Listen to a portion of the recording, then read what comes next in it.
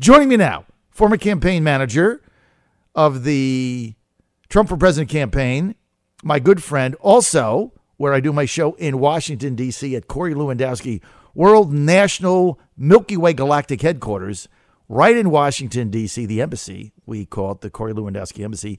And he's been covering this North Korean summit with the Kim Jong-un and President Trump very closely, and he's joining us now. Corey, great to have you, sir.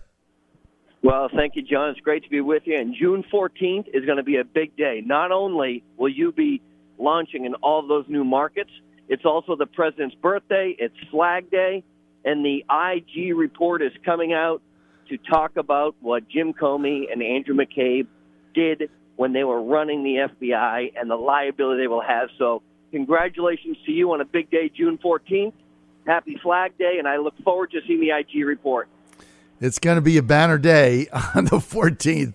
No question. I want to get to that IG report in a moment, Corey, but I know you're short on time because you got Fox, so I got to be fast here. Give us a rundown. I know you've been covering this Singapore summit very closely. Corey, give us your analysis. So, look, this is a historic day for our country and really for the world. It looks like this president has negotiated the opportunity to denuclearize the Korean Peninsula, and the concession that he made, which is a very small one, seems to be that we will stop our war game scenarios that we are doing over there. In other words, the training that we do to prepare for a potential conflict, the president has said that they will bring that to a halt in order to denuclearize that area. It's a very small concession for something that is going to be very important, not just for the people of South Korea and Guam and that entire area, but really for the entire globe, where the concern has been the continued release of ballistic missile testing, nuclear weapon proliferation. This president has negotiated on behalf of the United States and really on behalf of the world, and is very historic. I think by all accounts this was a success. Even the president's critics will say that this was extremely successful. And so let's see what happens. But it looks like everything has moved in the right direction for the United States and the global economy. So what did the critics, Corey, possibly say? I mean, I didn't have a chance to put CNN on today because we've been covering this so closely over the wire. But he's come out of this one-day meeting. Obviously, they did the preparation. They come out of it with the one thing that all the experts said they couldn't do, which is a commitment for denuclearization of the peninsula, as you just mentioned. That's the one thing that everybody said, they're not going to do that. This is simply going to be a PR gain for Kim Jong-un. But they have that, and they have the framework of it. Basically, what the president is saying is, we're going to guarantee your security. So kind of we're out of the toppling regime business. Finally, great idea.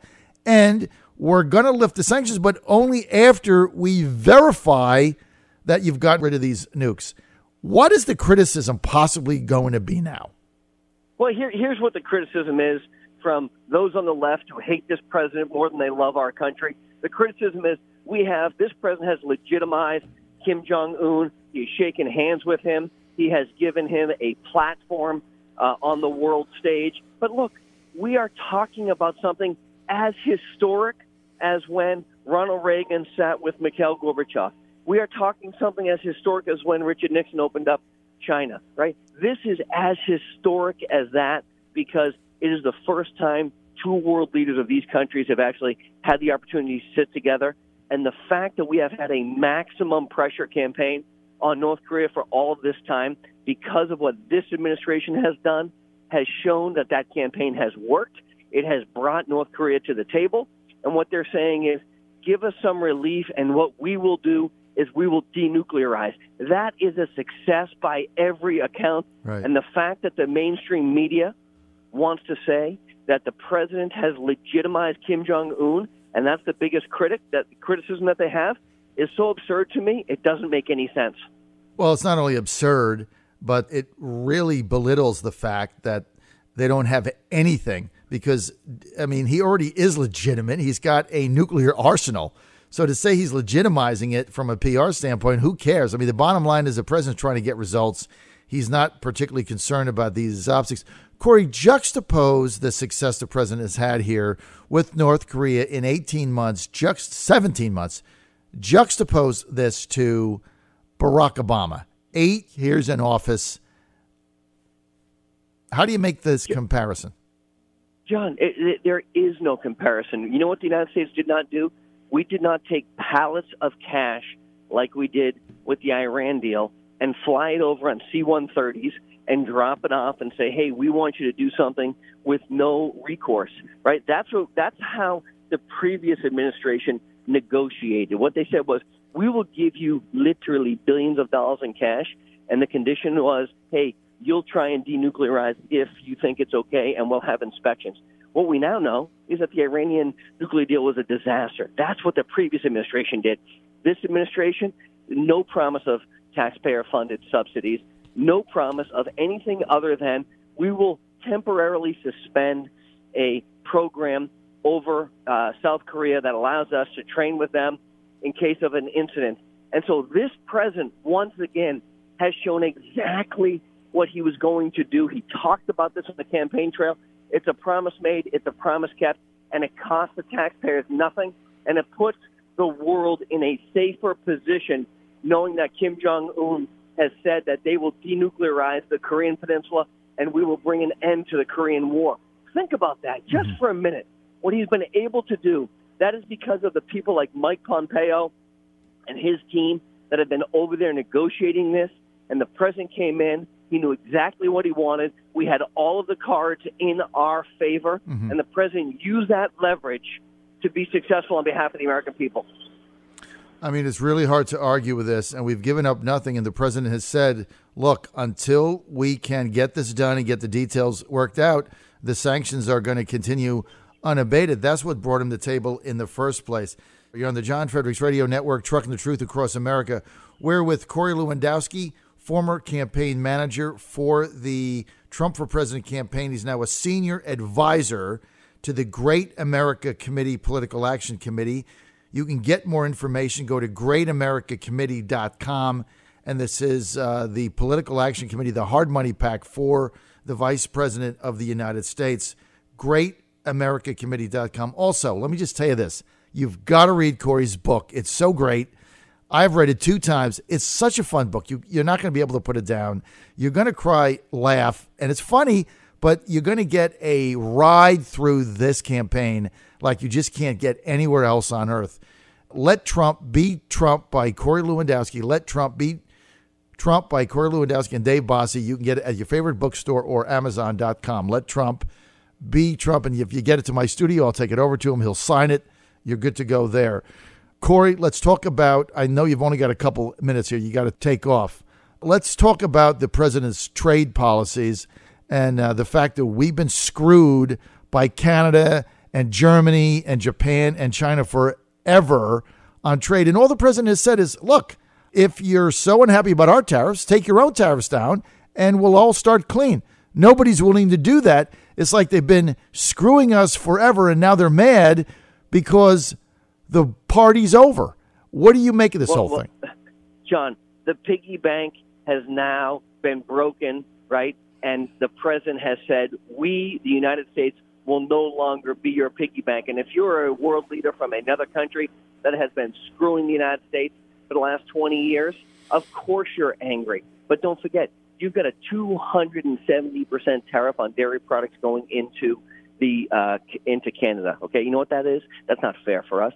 That's great for them. And the problem that we have and what we've continued to have for the last 30 years are politicians who have sold out the United States for the global economy, and it has not worked for us. And what this president has said, and I know it's a bad word to some people, it is America first. America first is so simple. It means, hey, you want to have tariffs? We'll have tariffs too. You want to bring a car in from China? We charge 2.5% tariffs. We want to send a car to China? It's a 25% tariff. And as it relates to national security issues, John, steel and aluminum, he's saying we're going to put tariffs on those products with our allies because it is a national security issue and we have to be able to produce that here in our country. And these other world leaders, they're shocked. They're shocked that an American president has finally stood up for their own country as opposed to the global economy. So it's amazing the difference here. This president is following through on exactly what he pledged, and the other world leaders can't stand it because they know they've ripped us off for so long that they really should be ashamed of what's happened. But you can't fault them. You have to fault our former administration for allowing this to happen. This president won't allow it anymore. Well, look at even Prime Minister Justin Trudeau of Canada said, look, I've got to do what is in the best interest of Canada and the Canadian people. Well, that is exactly what President Trump is trying to do, yet he gets criticized for exactly what Trudeau said he's doing. Now, how does that make any sense? Well, it doesn't, John. But look, when you've been ripping off a place for 30 or 40 years, whether you're our friends to the north or our friends to the south or China or the EU, right? This isn't fair trade. This is everybody else ripping the United States off for a long time. And this president said, no more, okay? You want to have fair trade, then we'll do that. But that doesn't mean a 270% tariff on dairy products from the United States into Canada. That's not fair, and that's not free. That's great for your country, but what does it do for us? So if you want to continue to do business with the largest economy in the world, the United States, then we have to have a better deal. Peter Navarro talked about it on Sunday, and he got a lot of criticism for it, but what he knows is America first is something that we deserve, and this president is following through on. All right, that is exactly it. I'm going to let you take off. I know you're going on Fox, Corey, right? Fox News? So I've got a whole bunch of Fox things today. They've got a new show on Fox. I'm on from 10 to 11. I've got an 8:30 hit.